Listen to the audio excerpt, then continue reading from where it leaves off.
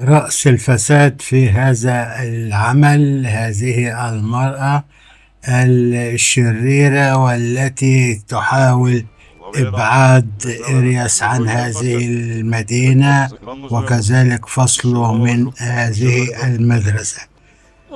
وهذا الرجل الذي كان في أول من أتى راس إلى بدروم هذه، وقال له بأنه خذ هذه الرسالة، وركض خلفه أراس كثيرا وهرب الرجل منه. هذا هو الرجل يقول لتيومان: ابتعد عن هذا الموضوع، فإن خلفيته عميقة جدا، ولا أستطيع أن أساعدك في هذا الموضوع.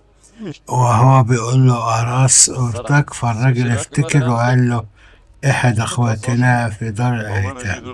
حسن، فهمت أن موضع طفل يعتمد ذلك كل. إذن هذا في بداية اللقاء، وقبل أن ينسحب الرجل من هذا اللقاء. لذلك سوف نصطحب صديقنا في نزهة إلى الجانب الآخر. هنا وهو بيتفق معاه بأنه يعني يجعل أراس مغشية عليه، ويقوم تيومان بإهانته وتهزيئه وهذه الأمور. ولكن لم يحدث أن وافق هذا الرجل على هذا الأمر، وانسحب مجددا، وعلم بأن موضوع أراس موضوع شائك وحوله غموض كثيرة. وهذا هو أراس الذي قام في بداية المشاهد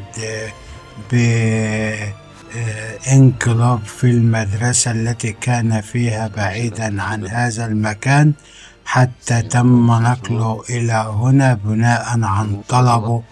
ولما أتى هنا حزينا لأن الرجل الذي نشر خبر أخاه في الجريدة منذ سنوات عدة، عندما تاه من أخيه وكان أراك يبحث عن أخيه، كذب عليه بناء عن الوشايات وبناء عن الأوامر التي تلقاها من المختصين بإبعاده عن أخيه، وهو المرأة التي رأيناها شين بيم، وكذلك زوجها أبو ليلى. وهنا حزين أراس على أنه سمع من هذا الرجل خبر كاذب، وهو موت أخيه، وأخيه لم يمت وبصحة جيدة ويعيش في حال تمام 100%. وهو طبعا تيومان، ولكن المشاهد هو من يعلم بأن أخو أراس هو تيومان، ولكن تيومان إلى الآن لا يعلم أن أراس أخاه. وحاليا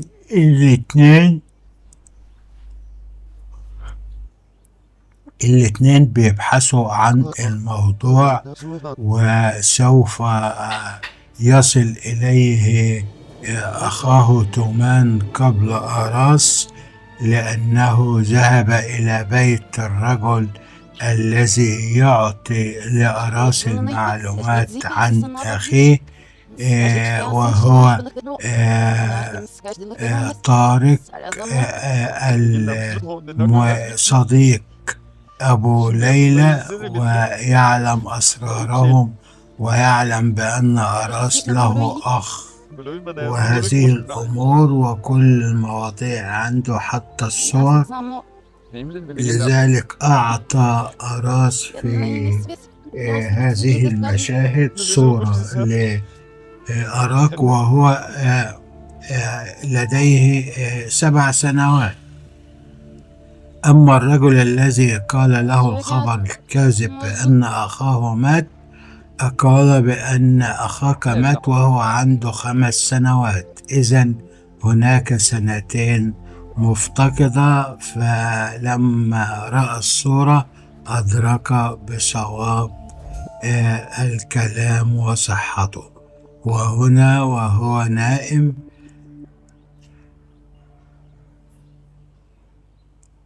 إلى حد متأخر في المدرسة، وأتى صديقه وأيقظه من هذا الغفلة.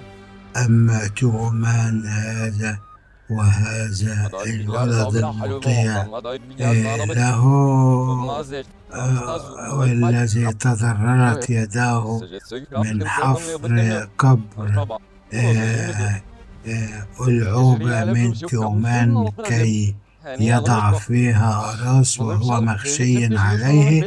ولكن الرجل الذي ذهب إليه كما قلنا في البداية لم يوافق على الاستجابة لطلب تومان، وقال بأن خلفية الموضوع كبرى، وهذه المرأة الشريرة تجلس مع مدير المدرسة وتقول هؤلاء الأشقياء سيغادرون المدرسة. 3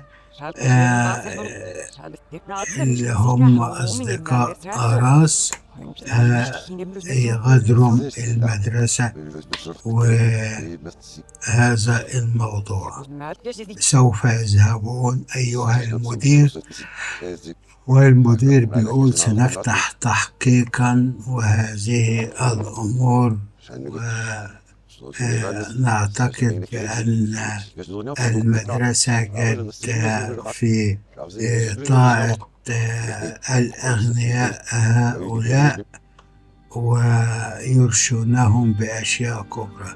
هنا تسمع كيف أن ليلى هي التي جعلت أراس يبقى في هذا المكان ولا يرحل. هل نخرج إلى الحديقة أولا نستنشق بعد الأكسجين؟ تحدثي لأن لن تسمعي مهما قلت. اذهبي وتحدثي معه، ليس لديه عسكر أستطيع أن أرى، وأراس كان ذهب من قبل. هل هناك ما هو هددت بالتبليغ عن تومان إذ أرساله أراس؟ أنت تحديت عائلتك من أجل أراس، لا يمكن أن تفعلين هذه الأشياء. أهم موضوع في هذا المسلسل هي فعل ليلى، إنها هددت أبوها وأمها بأنها تبلغ عن أخوها تومان بأنه هو الذي طعن أراس إن رفضوه في المدرسة. فقالت لهم خلاص نخليه بس بعيد عنه وما تكلموهوش. لذلك هذا البعد ما بين أراس وما بين ليلى. وهنا تأتي هذه المرأة هنا كي تقوم بفصل ال3 الذين تعدوا على تومان، فهي تحب تومان وتعلم أنه متبنى وليس ابنها حقيقيا. وسوف نتابع معكم إن شاء الله باقي هذه المشاهد. وإلى ذلك الحين السلام عليكم ورحمة الله.